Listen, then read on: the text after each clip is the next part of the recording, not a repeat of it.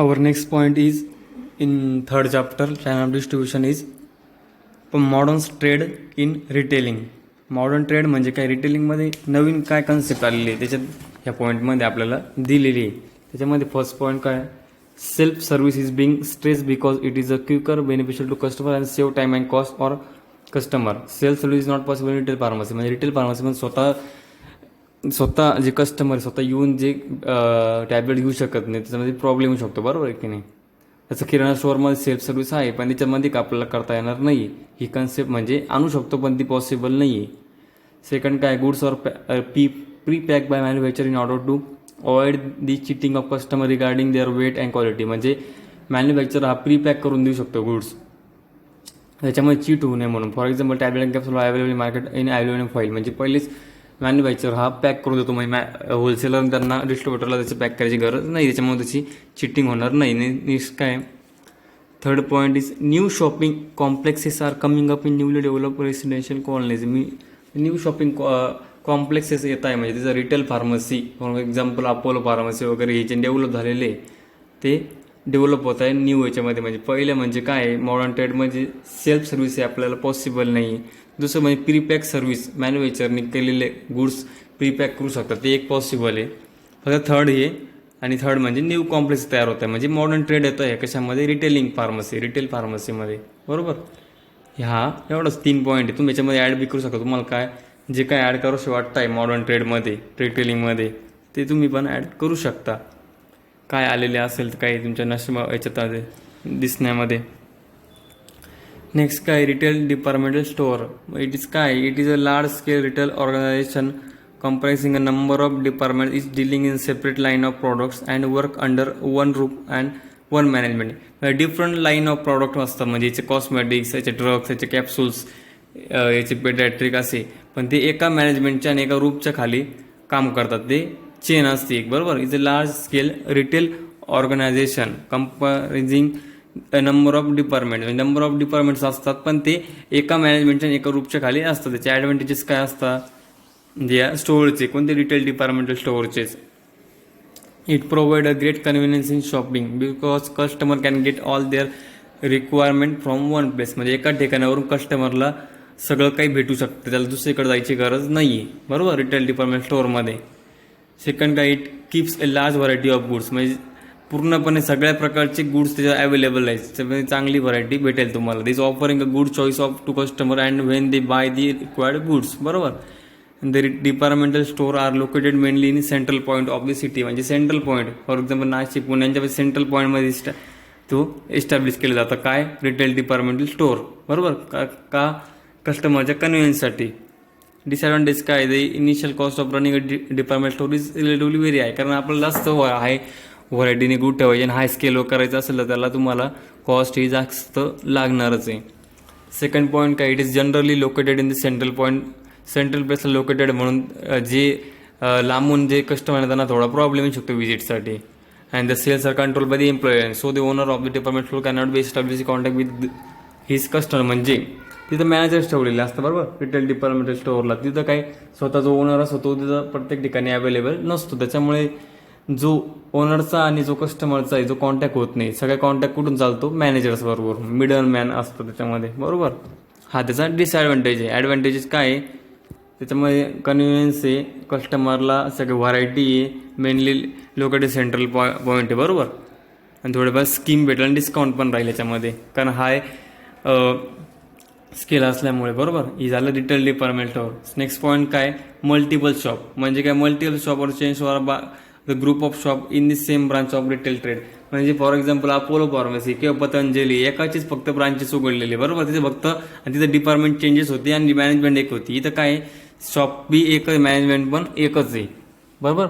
फक्त शॉपचे काय ब्रांचेस पडलेले आहे. आता याचे ॲडव्हान्टेजेस काय आहे, under multiple shop system all purchases for the branches are made by central office. म्हणजे ऑल परचेस काय मेड कुठून होतात, सेंट्रल ऑफिसकडून. ते तिथून म्हणजे सेंट्रल याच्यामधून ते ब्रांचेसला माल प्रोव्हाइड केला जातो. And this result in bulk buying which reduce the cost of the product. म्हणजे हाय बल्क बाईंग असल्यामुळे त्याच्यामध्ये तुम्हाला डिस्काउंट भेटून कस्टमरला पण त्याचा फायदा होतो, बरोबर. नेक्स्ट काय, in multiple shop there is a direct contact between producer and customer, so the middle and profit are eliminated. म्हणजे मल्टिपल शॉपचा हा डायरेक्ट मॅन्युफॅक्चरर बरोबर कॉन्टॅक्ट असतो. म्हणजे त्याचा डिस्ट्रीब्युटर, होलसेलर बिल्सर हे सगळे बरोबर निघून जातात. त्याच्यामुळे याचा काही याचा फायदा काय होतो, याच्यामध्ये रिड्यूस होतो प्रॉफिट कोणाचा, मिडलमॅनचा, आणि डायरेक्ट यांना जास्त फायदा होतो कोणाचा, मल्टिपल शॉपचा. हे त्याचे ॲडव्हान्टेजेस आहे बरोबर. फर्स्ट म्हणजे बल्क बाईंग, सेकंड म्हणजे fix price and standard quality maintain केली जाते to the winning the confidence of the customer. म्हणजे कस्टमरचा कॉन्फिडन्स तुम्ही विन करता, कारण फिक्स प्राईस आहे, फिक्स क्वालिटी तुम्ही त्यांना देताय. त्याच्यामुळं बरोबर हे 3 पॉईंट आहे. हे झाले ॲडव्हान्टेजेस. देन डिसॲडव्हान्टेजेस काय, multiple shop deal in a limited range of product. म्हणजे फॉर एक्झाम्पल पतंजली याचे लिमिटेड रेंज ऑफ प्रॉडक्ट, त्याचे सगळे प्रॉडक्ट अजून बी मार्केटला अवेलेबल नाही आहे.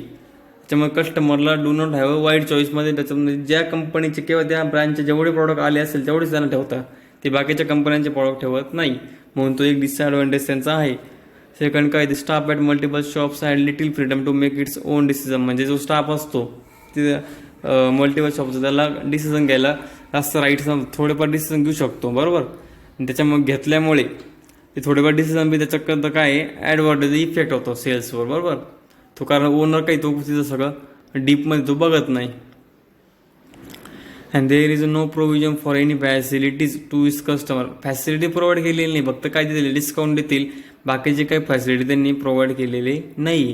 आणि the sales are control by employee. म्हणजे सेम पॉईंट मागचा जो रिपीट झालेला आहे बरोबर रिटेल डिपार्टमेंटल स्टोअरचा. कारण काय इथं एम्प्लॉईज किंवा मॅनेजर्स ते हे करतायत काय कंट्रोल करतात. त्याच्यामुळं त्याचं थोडंफार कस्टमरला कॉन्टॅक्ट होत नाही. त्याचा थोडंफार त्याला कॉन्टॅक्ट नसल्यामुळे त्याचा उद्या जर ते मॅनेजर निघून गेले त्याचा परिणाम पण होऊ शकतो सेल्सवर बरोबर.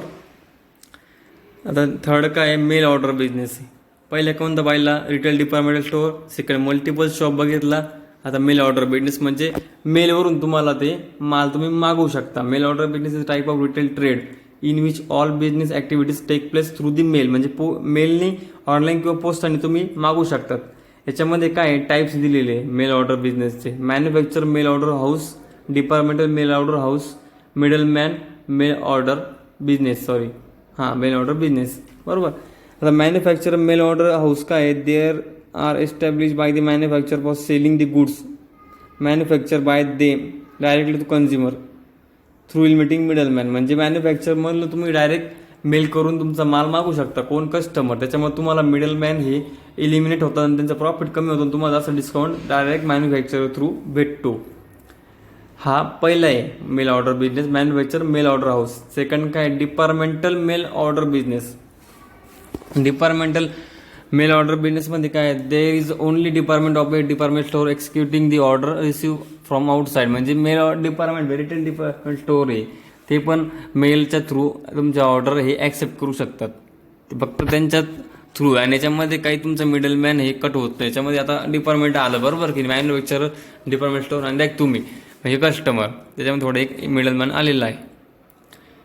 थर्ड काय, मिडलमॅन मेल ऑर्डर बिझनेस. म्हणजे they in this case the business house is not engage in production or wholesale selling but concern only with sale of good by mail. म्हणजे मिडलमॅन हे कशामध्येच एंगेज नाही, ना ते manufacturer आहे ना wholesaler. ते मिडलमॅन काय करतात, फक्त ऑर्डर घेतात कस्टमरची, तिथून ते एका मॅन्युफॅक्चरकडून किंवा याच्याकडून त्यांना भेटेल अवेलेबल होईल तिथून ते त्यांना आणून देतात बरोबर. याच्यामध्ये म्हणजे ते जास्त कस्टमरला डिस्काउंट भेटणार नाही, कारण यांचा प्रॉफिट इथं आहे, कारण हे न प्रोड्यूस करताय न ते होलसेलर आहे बरोबर. हे फक्त काय करतील, तुमची ऑर्डर घेतील, मॅन्युफॅक्चरकडे जातील, एवढं ऑर्डर एवढं बल्क आम्हाला द्या आणि तुम्हाला ते प्रोव्हाइड करतील, बस एवढंच आहे. त्याच्यानंतर ॲडव्हान्टेजेस काय, the system does not need a shop और शोरूम. आता याला शॉपची आणि शोरूमची गरज नाही, कारण सगळं ऑनलाईन होणार आहे किंवा मेलने होणार, पोस्टाने होणार आहे. The running expenses are low, आता मग खर्च कमीच येणार आहे बरोबर की नाही. त्याच्यानंतर business can start even with small अमाऊंटने समोर तुम्ही स्टार्ट करू शकता. असं काही नाही की तुम्हाला इन्व्हेस्टमेंट करायची, जागेची इन्व्हेस्टमेंट नाही आहे, कशाची खर्च नाही आहे. अँड डायरेक्ट लिंक आहे कशाची, मॅन्युफॅक्चर आणि कन्झ्युमरची, मध्ये कोणी मिडलमॅनच नाही ना, त्याची गरज पण नाही. आता डिसॲडव्हान्टेजेस काय झाले, ॲडव्हान्टेजेस द बाहेर काय नॉट एक्झामाइन. म्हणजे स्वतःचं बघू शकत नाही परचेसच्या आधी हाताने, तो ऑनलाईन फोटो वगैरे बघू शकतो पण स्वतः बघू शकतो का माल कसा आहे काय, काही नाही. त्याचा एक डिसॲडव्हान्टेज आहे. क्रेडिट फॅसिलिटी उधारी नाही, तुम्हाला लगेच पैसे देणं पेड करणं ऑनलाईन बरोबर. अँड द रिस्क आहे कशामध्ये, damage of good during transportation, म्हणजे ट्रान्सपोर्टेशनमधून काही डॅमेज होऊन पण तुमच्याकडे येऊ शकता. हा हे पण एक डिसएडव्हान्टेज आहे. तुम्ही ऑनलाईन तुम्ही शॉपिंग करता त्याच्यामुळे तुम्हाला अनुभव आलेला असेल बरं प्रत्येकाला, कारण बरेच जण घेतात आता ऑनलाईन. हे झालं मेल ऑर्डर बिझनेस. बरोबर, याच्यामध्ये 3 टाईप आहे. बरोबर, manufacture mail order house, departmental mail order business आणि middleman mail order business. Next काय, कन्झ्युमर